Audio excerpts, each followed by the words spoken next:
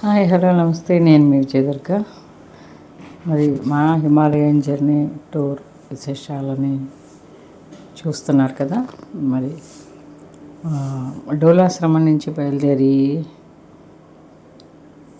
జాగేశ్వర్కి బయలుదేరాం. మరి జాగేశ్వర్ చాలా అద్భుతమైన, ఇంకా కొంచెం పైకి వెళ్తాం మనం.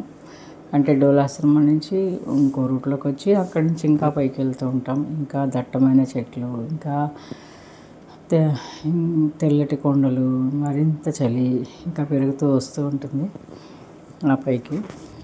సో ఓవరాల్గా హిమాలయస్ మొత్తంలో ఒక్కొక్క చోట ఒక్కొక్కలా ఉంటూ ఉంటుంది. అక్కడ వెదర్ కానీ సడన్గా మారుతూ, మధ్య మధ్యలో వర్షం వస్తూ, నైట్ అయ్యేటప్పటికి, సాయంత్రం అయ్యేటప్పటికి విపరీతమైన చలిగాలులతో భలే ఉంటుంది. సో మొత్తానికి ఆ సాయంత్రానికి జాగేశ్వర్ చేరుకున్నాము. రోడ్డు మీదనే గుడి ఎదురుకుండా, ఇది జాగేశ్వర్ టెంపుల్, దాని ఎదురుకుండానే ఒక రూమ్ దొరికింది. రూమ్ తీసుకుని అందులో లగేజ్ పెట్టి ఇంకా నేను గుడి చూడడానికి, ఆ ప్రదేశం అంతా తిరగడానికి బయటకు. నాకు ఎక్కువ ఎక్కడికైనా వెళ్తే ఆ ప్రాంతంలోనే ఎక్కువసేపు గడపాలనిపిస్తుంది లోపల కంటే. సో అదంతా తిరుగుతూ యాక్చువల్గా నా జర్నీ ఆ రోజుతో పూర్తి అయిపోతుంది. మొన్నాడు నేను రిటర్న్ అయిపోతాను. సో కొంచెం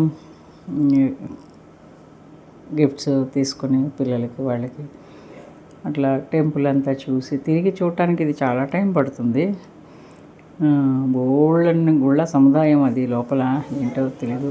ఇది కింద స్వరూప దేవదారు వృక్షం,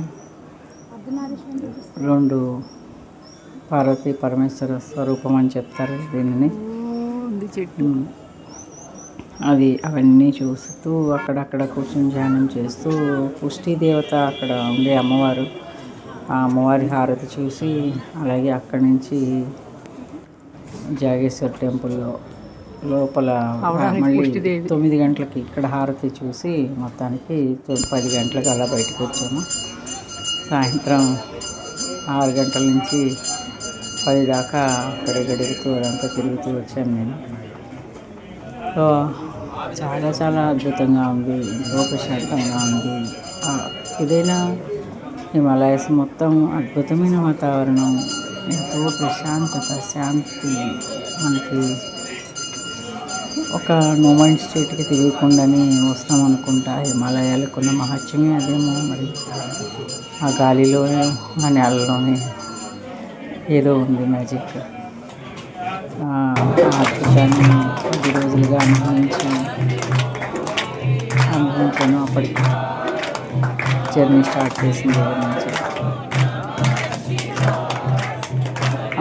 ఆలయంలోనే చూస్తూ ఉండాలని ప్రధానంగా వచ్చారు.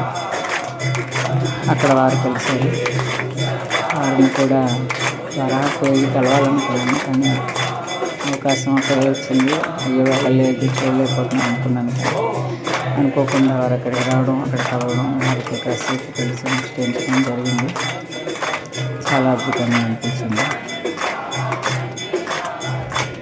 అలా నా 10 రోజుల జర్నీ పూర్తయిందన్నమాట.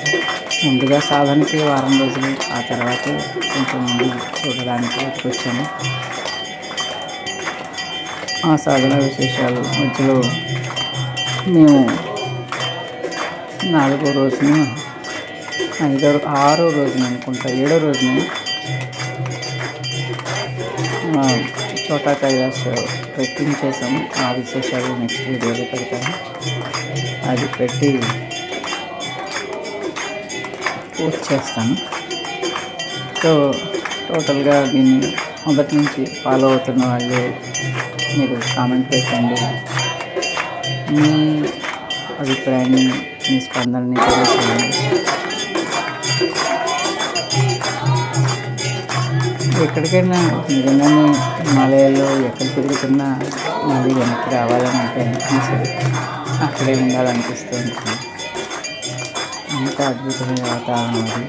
అంత నిజంగా జన్మలో నేను చేసుకున్న అదృష్టం. మళ్ళీ హిమాలయాల చుట్టూ తిరిగే అవకాశం వస్తూ ఉంది. అక్కడ గడిపి రాగలుగుతాం అనిపిస్తుంది నాకు.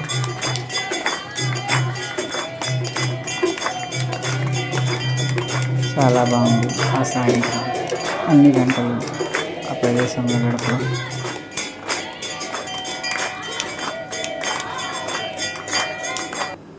వీరే వేదానంద బాబాజీ ద్వారహట్లో వీరి ఆశ్రమం ఉంటుంది. సో